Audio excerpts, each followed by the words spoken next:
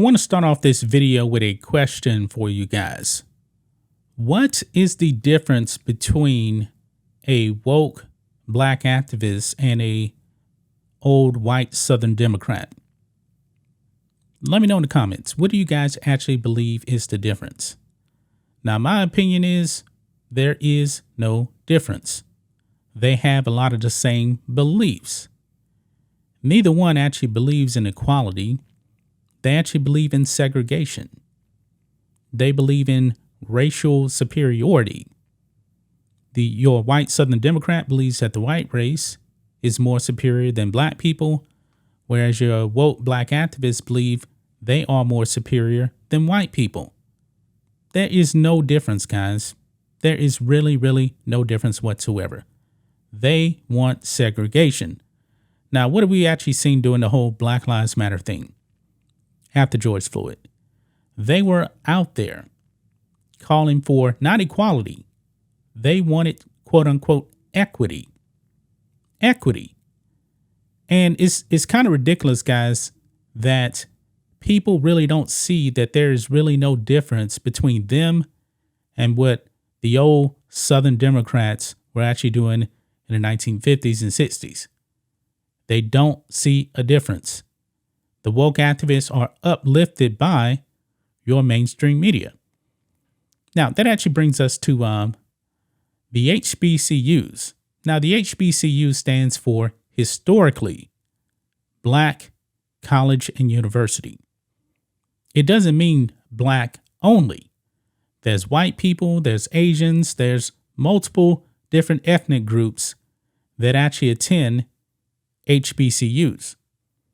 And in this case right here, you actually have a Latina who actually attends an HBCU.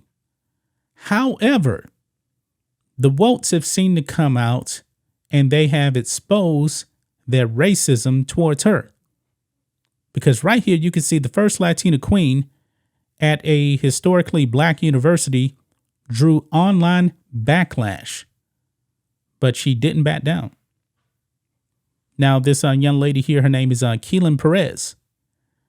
She just had been crowned Miss Coppin State University, if I'm pronouncing that correct, in Baltimore. Now, Baltimore is definitely a black city, and the schools in Baltimore are definitely failing over there. No doubt about it, talking about the public schools. But she actually attends Coppin State University, and she was crowned Miss Coppin State. Congratulations to her. However, the racism was clearly on display as she got backlash for actually being crowned Miss Coppin State. Why? Because she's not black. Let's read this, guys. When Coppin Perez became the first Latina to be crowned Miss Coppin State University in Baltimore, she was thrilled. She had been named the university's Miss Sophomore and Miss Junior previously and was eager to continue representing the school with pride as the 91st Miss Coppin State University Queen. But after a TikTok video she posted went viral, she received backlash, including harassment from online critics who said the role should have been given to a black woman, since Coppin State University is a historically black university known as an HBCU. Yeah. Now, just imagine, guys, you take a predominantly white university and that university named a black person Mr. or Mrs., depending on, their gender, whatever the university is. And you had white people come out and say, you know what? It should have went to a white person. That person would have been called a racist. And it would have been a big time story. But here, Miss Perez is experiencing the same thing.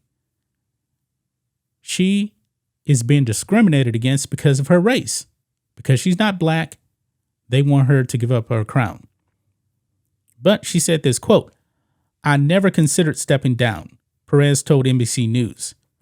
She applied for the high-profile role, knowing she might face some backlash, but ran unopposed and was officially crowned in October. Quote, I stayed firm in my decision of continuing to serve my institution that has poured so much into me the past 4 years, she said. The original TikTok video featured Miss Perez and Mr. Coppin State and their royal court counterparts at Morgan State University, another HBCU in Baltimore,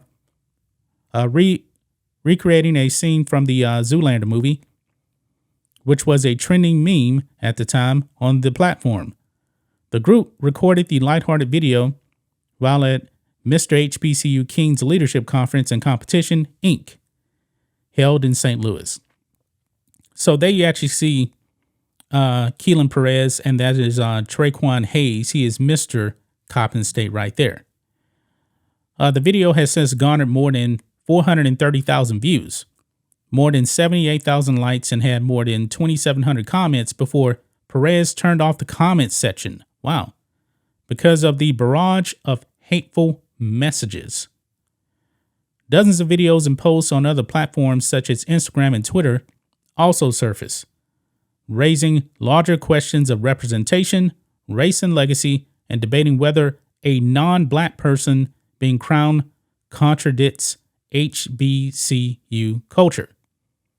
Yeah, you see, this is nothing more than racism. That's all it is.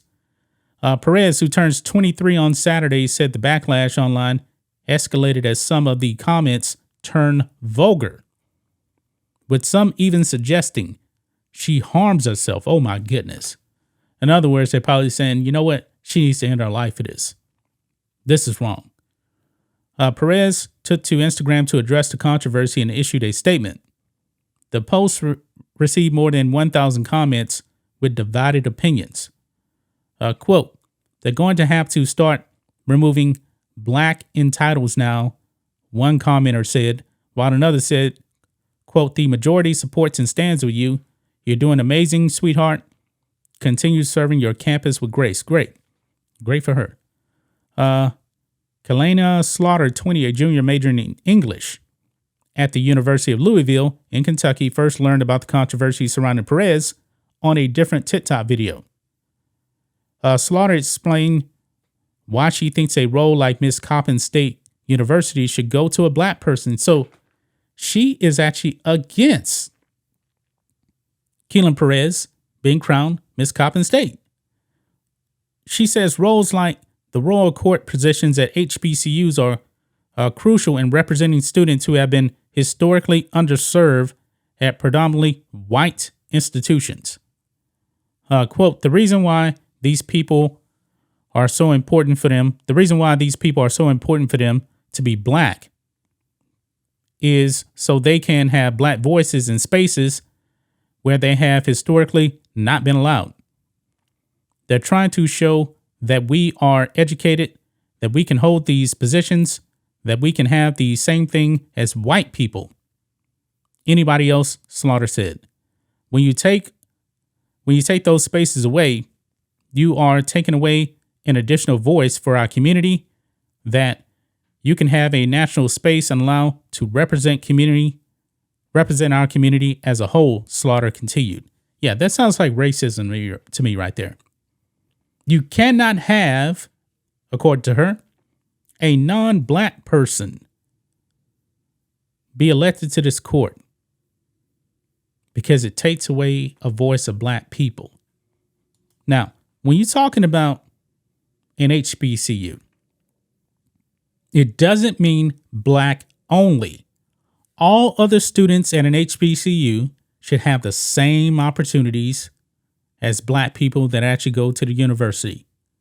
They should all have the same opportunity. But some people out there, they really want segregation. They want racism. And I got a problem with that. Now check this out. It says, yet Perez says she's received support from peers, professors, and university administrators. Good. Perez noted that the controversy is a stark contrast from her time as Miss Sophomore and Miss Junior. She didn't receive any backlash then, she said. Well, because that wasn't, the big award right there. It wasn't that. This is the big one right here. Justin Evans, 23, president of Coppin Student Government Association, says Perez quote, has our full support. Quote, I feel like it's bonded us together even more than before because we're already a small institution. So all this backlash, he said, just helps us realize how we're all we got in a sense. How we're all we got in a sense. The campus life was actually been up. Evans, who is black and Mexican American, so he is both, said Perez has been one of the more impactful queens the school has had yet. He also said Perez has been featured throughout the campus and on the school's website since her time as Miss Sophomore and Miss Junior. Jawad Williams, 20, who is Mr. Junior at Coppin, said about the controversy, quote, now I like what he said right here. I think sometimes people just get wrapped up in the idea like an HBCU is just black people only and nobody else is allowed to go to the school. Yeah, I believe that's why, honestly, guys, I really don't like the title HBCU now. I don't like that title because I do believe that people get caught up, meaning that it's black only. If it was only black only, guess what? That would actually, I believe, violate the constitutional rights of other people that actually want to go to the school.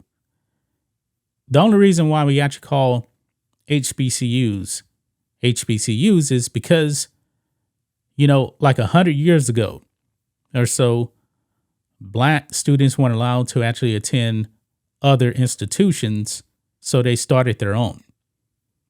But now, and actually going back decades now, anybody can attend these institutions. Anybody can. And I believe if an Asian person, if a white person wants to do things at these HBCUs, they should be allowed to. They have every right, just like any of the other students there, to do whatever they want to do. I went to a predominantly white university, and guess what? I had the same opportunities as everybody else. Why can't white people, Latino people have the same opportunities at HBCUs? Why not? This is nothing more than racism right here. And you just seen that. That's just my thoughts on this. What do you guys think of this? Black and White Network fans, let us know what you think about all this in the comments. Make sure to subscribe to the channel. And we'll catch you next time.